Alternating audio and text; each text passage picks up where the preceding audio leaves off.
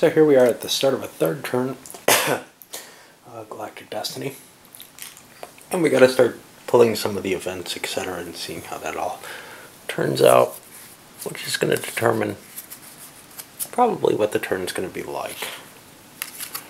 First one, Rumors of Darkness. All senators with 3 or more corruption must trade in for shadow tokens immediately. Yeah, that doesn't have any effect. Astral Junkies. The pragmatic party of the future sectors have half their sector's defense against the Black Iron Party's invasions this turn. Ooh. So that's white, who has no sectors. So it kind of takes away the danger of maybe a corruption act happening there. And a vote of non-confidence. The people of the galaxy have lost faith in the government. An election occurs this turn. If an election's already going to happen, then this card has no effect. Okay, so we don't have much in terms of events. They pretty much all go clear and have no effect. And you get the feeling that, you know, maybe these become more important as you go on, as things start accumulating. But, you know, I've got kind of the feeling that maybe things aren't going to accumulate, to tell you the truth, because, you know, purple's already, or red's already at 3 provinces. That's a third of the way there almost, you know. How much more is there to the game? It seems like the victory conditions aren't that far, aren't that difficult to reach. Now, obviously, there's a lot of sectors out there. You could set them much, much higher. But that could be a very long game, I guess. And now we hand out cards, and we've got a problem with the action cards. I think people are going to have to start discarding them because people are going to be above 7 after their draw. And then, oh, we've got our provinces. Yeah. Let's see what our sectors are. And, you know, the players have been afraid to do anything. So let's see what we got here. Gnostica Core, Sector 60.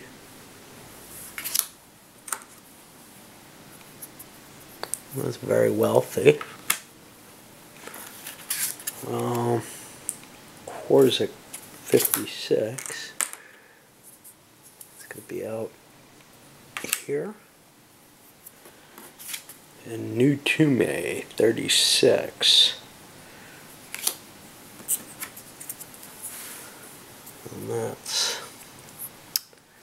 up here. So those are sectors that are available for campaigning in. Let's see if we get a 10 or more, if they all go so that they're invadable. Because everybody's got a lot of fleets, so then whoever goes first gets a big bonus. And they are not, so anybody who wants to invade is going to have to take corruption to do so.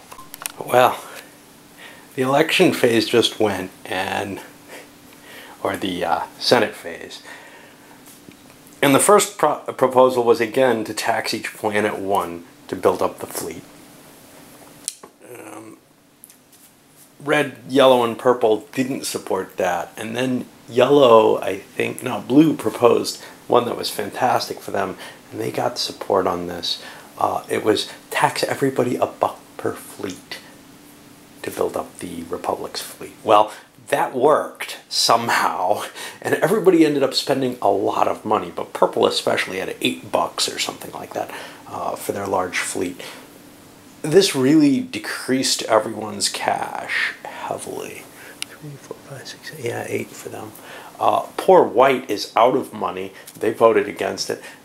Turns out that the people with the biggest fleets are the people who had the least votes.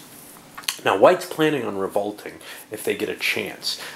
Blue may revolt before them, or green may, just because they realize that at this point they're in the behind position. So it's going to depend kind of on who gets the initiatives, and right now that's all random. So let's take a look, and we may start seeing some corruption being passed out as some of these weaker players decide they can't continue to campaign. Or maybe some of the stronger players with their big fleets can decide to try more aggressive means to capturing territory. All right, let's look. 5. White's going to get the first chance, so they're going to be able to go into revolt. And red. And blue. Yellow. Purple, green.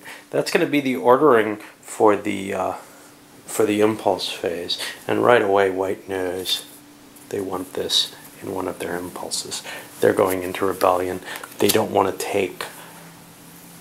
They really have almost no chance except militarily. And poor blue. All right. Well, let's see what happens. So we have a couple of actions going on here. White obviously charged in and is attacking blue, but both purple and green they cut a deal to take red down, and they launched each of them an attack, triggering an admiral into the battle, giving them a couple of shadow tokens on each of on the admirals attacking. Actually, these are corruption chits. Seems like a worthwhile move to start dividing up the big leader and the danger to everyone. Yellow chose not to do that. They gathered their fleet at their home area. Of course, that left this area undefended, and they could have been attacked there, but it was clear that red was the target. The danger, of course, is now these guys are going to be subject to prosecution for the next turn, but very soon after this election turn, characters will be subject to prosecution anyway, depending on who the Minister of Justice is. So whoever the Minister of Justice is can start targeting people one after another. All right, I'm going to start resolving the combats, and we'll do them in order, obviously, with the white one first down here and see what happens. So as a result of the campaigns, white actually destroyed the blue fleet, has their province. Blue's not out of the game. They still have senators, they still have some money and influence that they can play, but they don't have any income. This is the position white was in, and they don't have enough money to build fleets. So they're only going to be able to campaign, and it's going to be a rough game for them, I think, at this point. Green and purple both succeeded with their kind of overwhelming attacks, especially purple here. Green only knocked one of the red fleets out. The fleet's still there, but the province has changed hands. Now we go to the campaigns. We pull these down, and people are going to get the choice to make campaigns in the legal provinces. They could also do it in provinces that aren't legal. In the case of white, white's a rebel, so he can campaign anywhere. Unfortunately, he's out of senators. He used his senator, which was probably a bad move in a way, except he doesn't have any influence, so he can't really convert territories. I think white's in trouble, to tell you the truth. I think the other players were probably going to use the Republic fleet to destroy him. A rebellion's a dangerous factor for that matter, I think. So, a number of people campaigned. Red, blue, and yellow all campaigned here. Now, red had the biggest advantages, and there were some assassination bullets fired and the like, but yellow ended up winning it by rolling a 6, and nobody could really counter that who wanted to, which was basically red, who was in the lead out of the 3. So yellow ended up getting yet another province, and they're now at 3. Green's at 2. Purple's at 3. Red's down to 1. White's at 1. Blue's at 0. Yellow also campaigned over here, going for one of these big money provinces.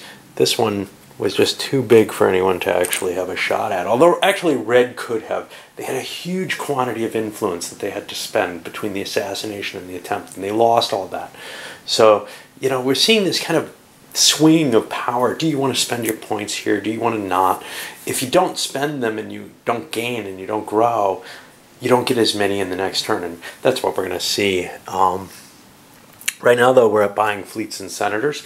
We're going to see how that kind of goes over. Some of the players are collecting up a couple of different homeworld spaces there. White's taking blue's homeworld as well as the rebellion card, and people kind of have to do something to try to counterbalance the players who are doing fairly well here, which is really yellow and purple at this point. That green-purple alliance, you know, that was really an alliance of convenience because, hey, if red's getting attacked, they may not mind, or they may not be able to do much about green moving an extra space. All right, well, we'll buy some senators and come back on the next turn. Well, now that we're at the beginning of another turn, this time it's going to be an election turn. And we have 3 new events to draw and see what happens.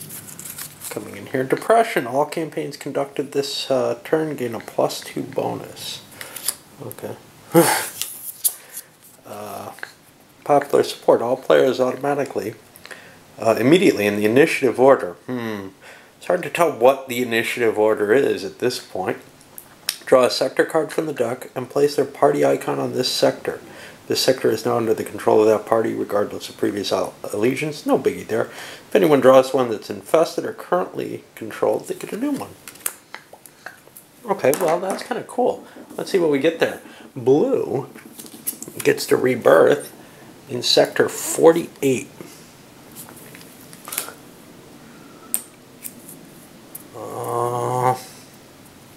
It's going to be over here. Red gets 46. I thought we already had.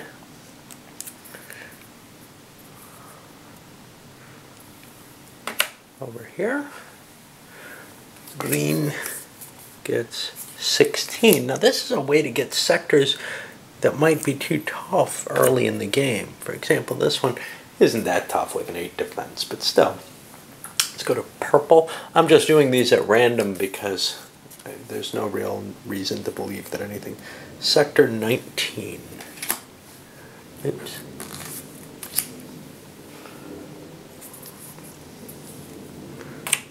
Wow, they're expanding themselves. Yellow gets 38.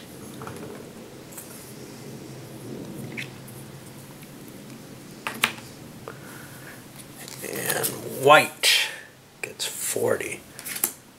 Majesh, we had a Majesh before. I think that's the issue here is I don't know who's what. Okay. Well, that's kind of a neat little bonus for everyone there. And on the final one, a drone revolt. The four-armed Tumba drones rebel on one of the major planets. All Tumba are immediately exhausted. So now I look for the Tumba senators. There's one.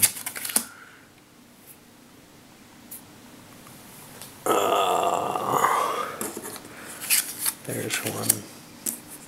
This one's not. This one is. And that one's not. Okay.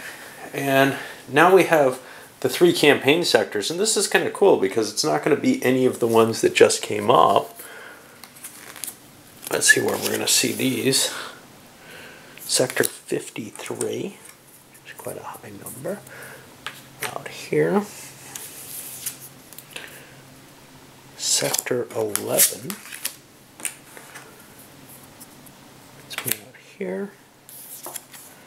And Sector 41 is going to be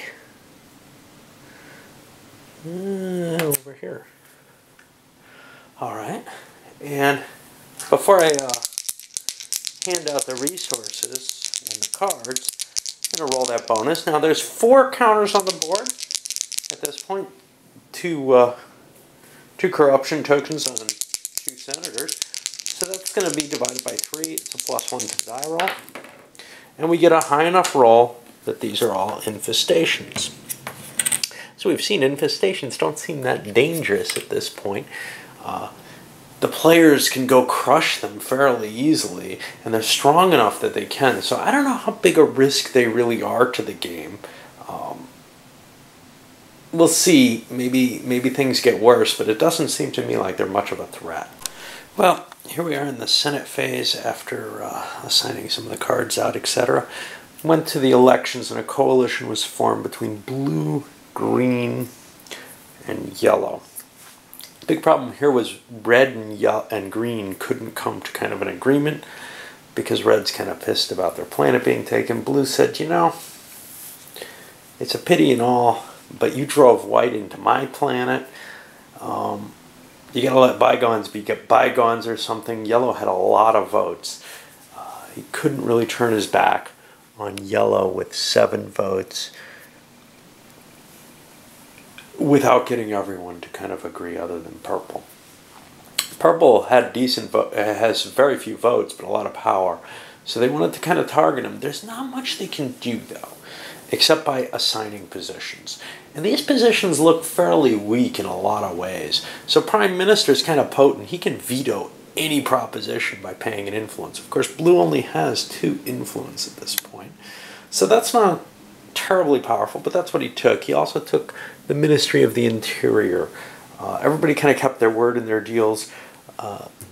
Gave the Ministry of Justice to Green, but that doesn't really help Green. They can't protect their person.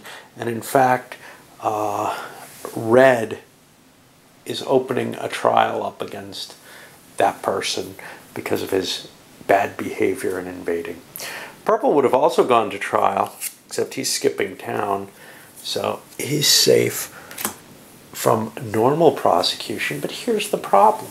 He's not safe from the prosecutor who can pay to bring him down. And that's kind of going to be the way of taking players out, is target their senators with the Ministry of Justice. And that puts Green in a very powerful position, actually, because they can bring charges every Senate phase for a little bit of influence. It doesn't really cost them anything except the influence. Okay, but speaking of which, there wasn't a lot that could be done here in terms of making further penalties. So last turn, a lot of money was gathered, far too much, to build the fleet. The fleet's built. It's illegal to raise taxes when there's nothing to pay for. So now nobody's going to be taxed. You can't take property away. You can't do a lot of other things. So by the spirit of the game, it really doesn't seem like there's a lot of laws you can pass to affect things. Although it's not absolutely certain. I mean, the rules aren't that clearly defined, I think. But now we're in a position where the prosecutions have been asked for, the publicly available ones, and there are no other propositions, so it's time to resolve the prosecutions. Well, this one's first.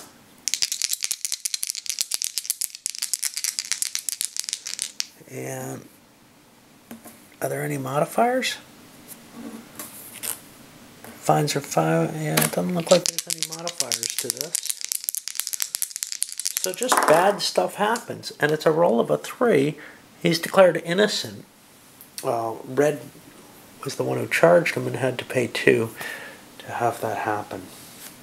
Now we go to Green, who says, you know, this is part of why I wanted this. I'm charging this butthead here.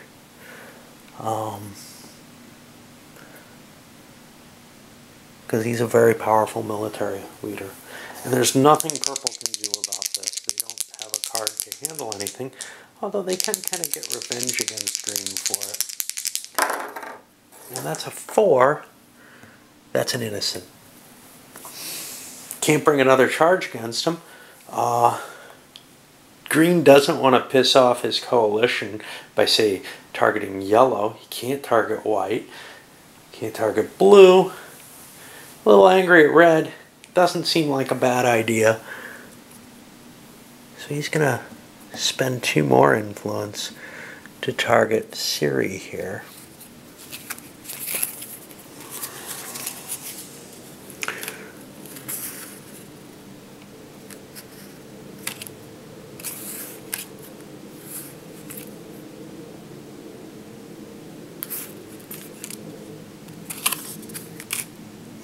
Really any cards to do anything with there, so he's going to come under, or she's going to come under suspicion as well.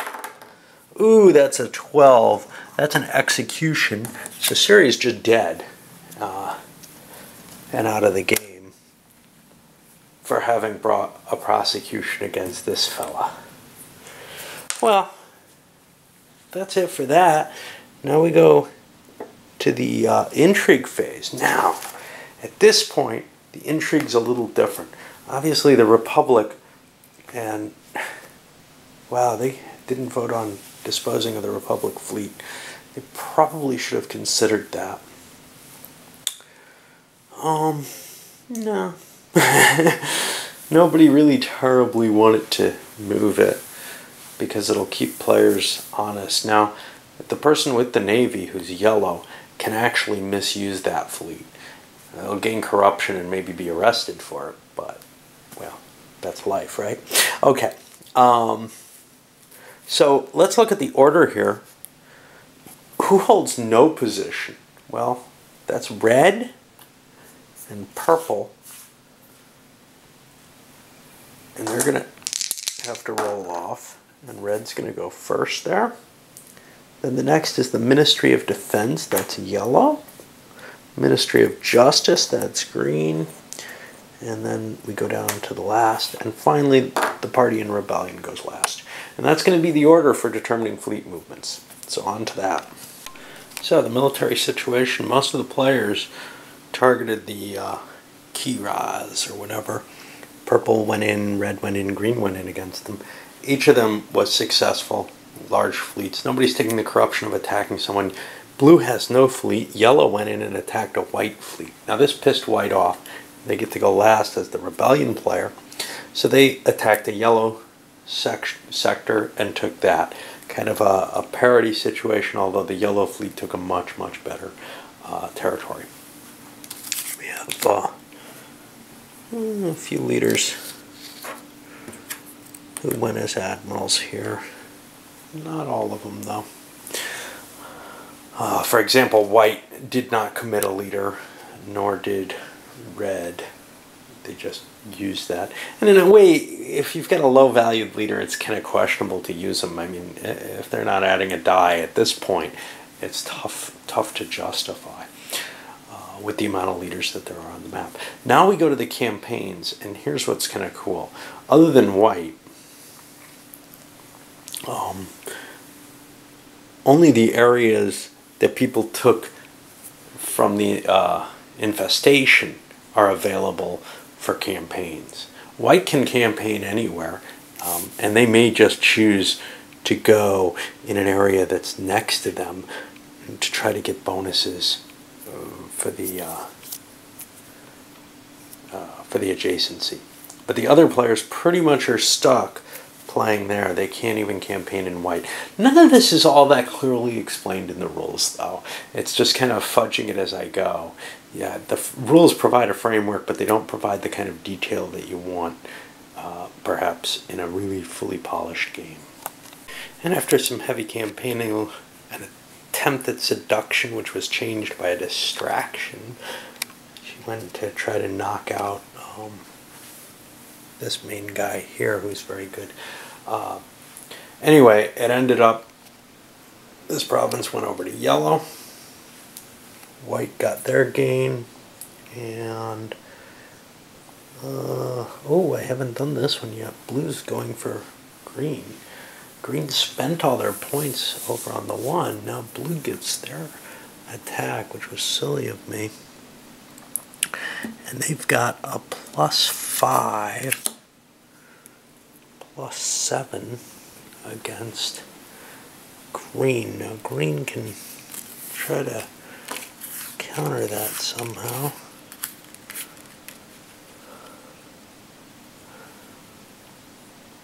All they've got is an assassination, which they'll pay. They don't have any influence. So there's no reason for blue to pay influence. And that does not work. And that doesn't cost... oh wait, they can't even play it because they tapped their leader. Okay. So, yeah, blue's got a +5, +6 there, which is, and I added 3 more, so they've got +3 to their die roll net against this. And they get an 8. That does not get enough, so this is not going to be green. It's going to be blue. Green should have defended themselves instead. Anyway, That's how the territories end up swinging. Blue's got kind of a presence over here now. Our big winner looks to be yellow, although purple's, you know, expanding, but yellow's gained as much ground and is up to the level purple was at with 2, 4, 5 provinces to 1, 2, 3, 4, 5. Remember, it only takes 10 to win, and the corruption just doesn't seem to be an issue right now. All right, well, we're going to go to purchasing senators and maybe getting rid of some cards if you can.